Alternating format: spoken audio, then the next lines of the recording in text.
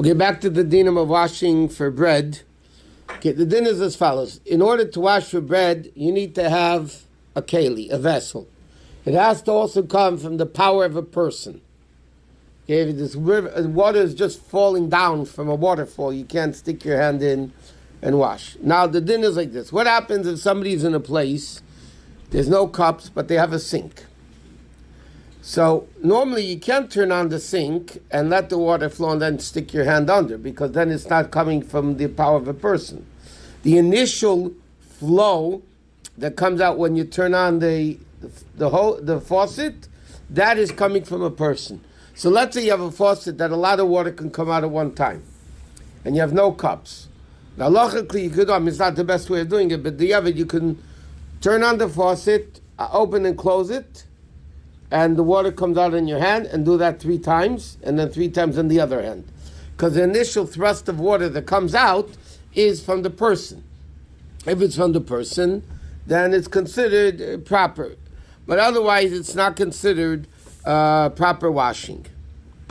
Okay, water that changed colors, in other words, if something fell into the water and made it brown. So then you can't use that water for washing. Let's say dye falls into the water.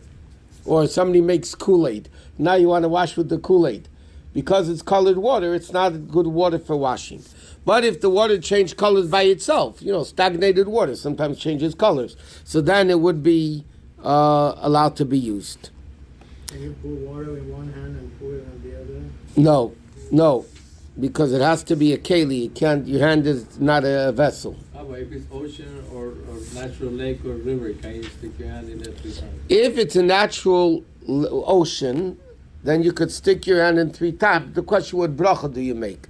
Do you make the bracha al netilas yadayim, or do you make a different bracha of? In fact, Alter Rebbe says it's interesting because Alter Rebbe paskins this different than Kitzur.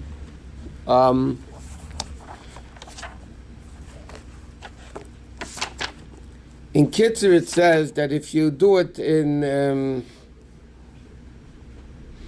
here in Kitzur, he says you can make the bracha until Yadayim. The Alter Rebbe holds it's better to make al shtifas Yadayim. Shtifas means rinsing, or al tvilas Yadayim. But the best thing, according to Alter Rebbe, is shtifas Yadayim, because the word netila. How do you say washing in Hebrew? In Hebrew, washing is the word rechitza. Why do you make the bracha al netilas yadayim? You should say al rechitzas yadayim. Washing the hands, netila. What does netila mean? So the Alter Rebbe says in Shulchan Aruch, because the word netila means a keli. Netila means taking, not out. So you take a keli to wash. So because you have to wash with a keli, you make the bracha al netilas yadayim. But what happens if you're washing without a keli? That means you're sticking your hands into a mikveh, a kosher mikveh, or an ocean, or a lake, or something like that. So, b'di'evid, if somebody made al netilas yadayim, al tfilas yadayim, it's good. But the best bracha, according to Alter Rebbe, is to make the bracha al shtifas yadayim, which means getting it, what? Here's a cup. Does it have to have handles, or can it just be a cup? It doesn't have to have handles. The handles are just a practical thing, how to hold it. But any cup, like this thing, you mentioned the other day, this thing is round, it's smooth, it's not cracked, right? If somebody, let's say, has this, only this to wash with, or whatever. So, like, good, you fill it up in your right hand, you give it to the left hand, and then you pour 3 times. And then you do it the other way. So you don't need a handle. The handle is just to make it practical. But it holds it, it's better that way. Okay, before your hands, we learned that you have to make sure your hands are clean. If you get colored on the fingers, if this is your expertise, meaning your teacher or your narratist or a mechanic, so then it's not a problem. It also has to come from the power of a person.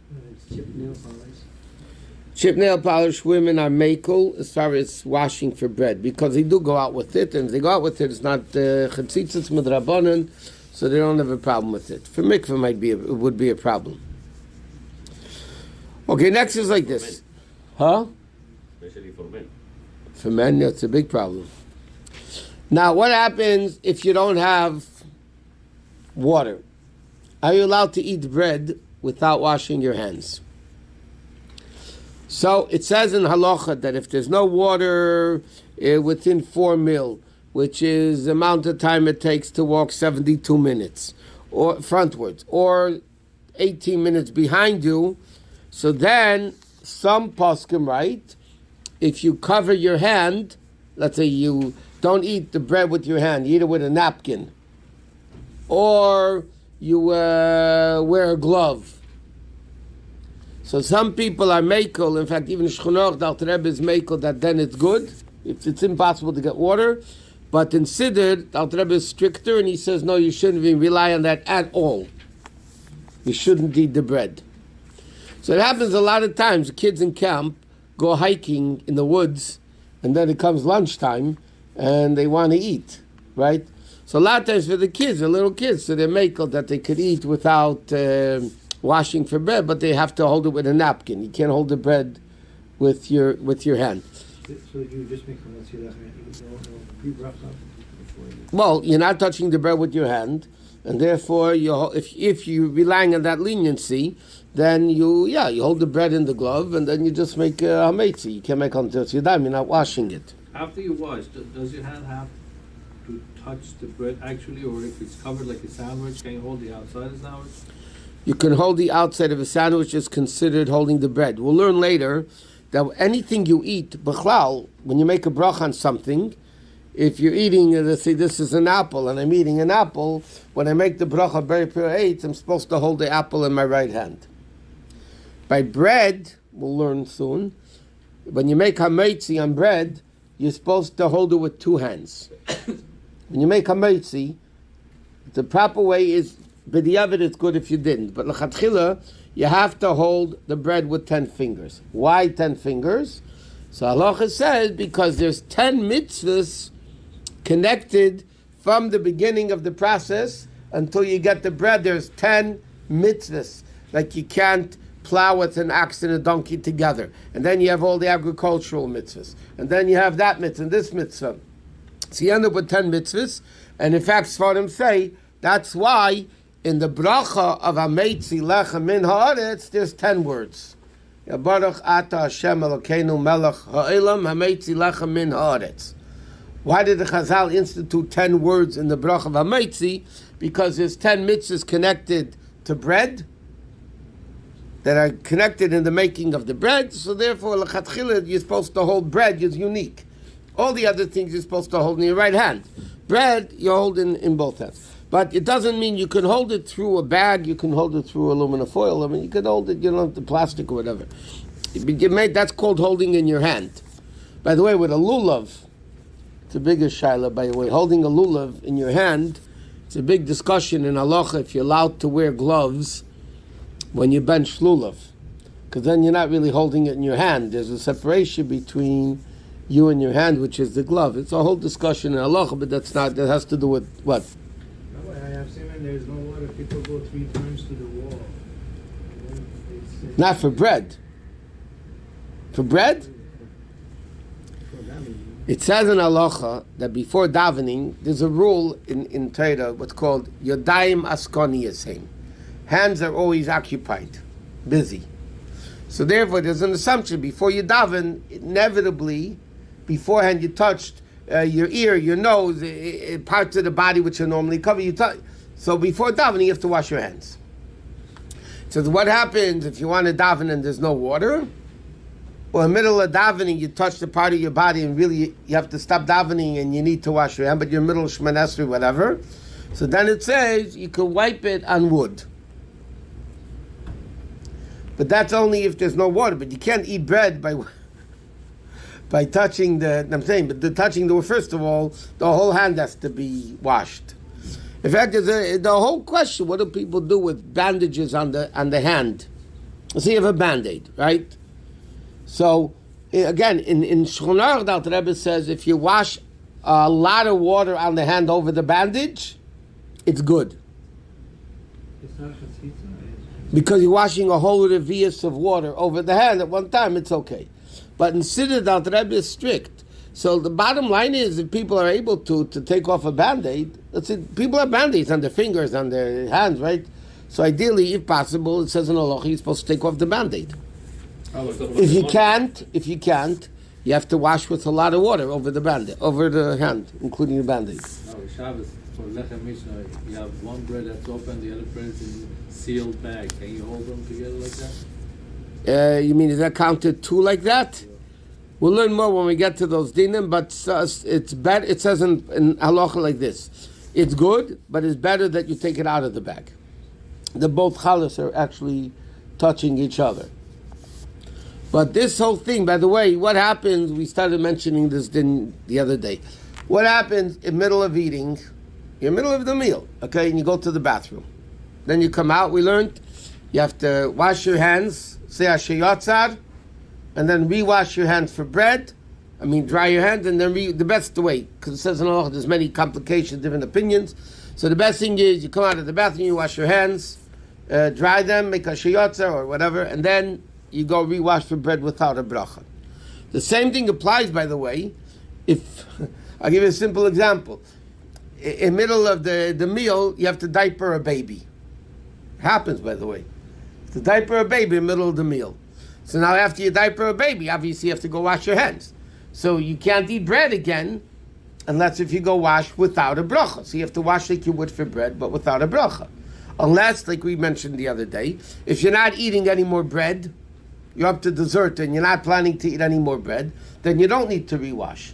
But if somebody touches a part of the body which is normally covered, or they put their finger in the nose or in the ear canal, or something like that, in the middle of eating, or you tie your shoes in the middle of eating, or you tie a kid's shoe in the middle of eating, halachically you have to go wash again for bread without a brach, unless if you're not planning to eat any more bread. Because you got your hands dirty, so to speak. What? I have a question. Let's say a person is making a bracha on bread, and they're saying, "Baruch atah Hashem halal asher kiddushan." They realize they made a mistake. So you correct the mistake. You just say "Meitzil lachem enoretz." You have to do it so for the yibur. As soon as possible. Yeah.